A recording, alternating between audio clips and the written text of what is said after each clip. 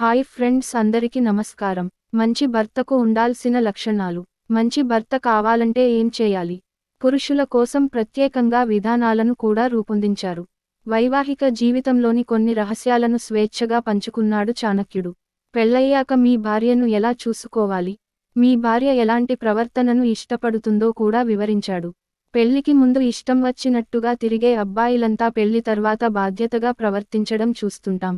దీనంతటికీ కారణం భార్య అనడంలో తప్పులేదు.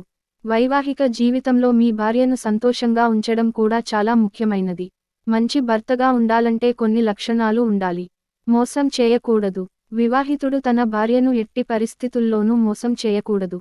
అదే సంబంధాన్ని చివరి వరకు కొనసాగించి విశ్వాసంగా ఉండాలి. ఇంటి బయట పర స్త్రీలతో సంబంధాలు పెట్టుకోవడం పురుషుడికి ఖచ్చితంగా మంచిది కాదు. మనిషి ఒక సంబంధానికి పరిమితం కావాలి. ఒక వ్యక్తిని ప్రేమించాక మరో వ్యక్తి దగ్గరకు వెళ్ళకూడదు. మంచి భర్త తన భార్యతో మాత్రమే సంతోషంగా ఉంటాడు. ఇతరుల గురించి ఆలోచించడు.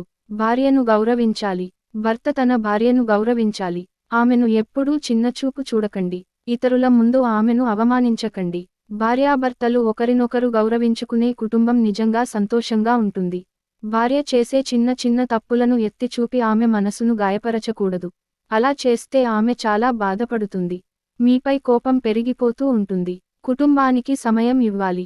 పురుషులు కష్టపడి పనిచేస్తారు. ఆ పని ద్వారా ఎంత సంపాదిస్తే అంత ఆనందించండి. ఎక్కువ సంపాదించాలనుకోవడం కూడా మంచిది కాదు. మిగిలిన కాలాన్ని వేరే చోట డబ్బు సంపాదిస్తూ గడిపితే కుటుంబానికి సమయం కేటాయించలేకపోతారు. కుటుంబంతో ఆనందంగా గడపలేకపోతారు. డబ్బు ముఖ్యమే కానీ అంతకంటే ముఖ్యమైనది మీ కుటుంబం. భార్య, పిల్లలకు సమయం కేటాయించాలి. అప్పుడే మీపై అందరికీ గౌరవం ఉంటుంది.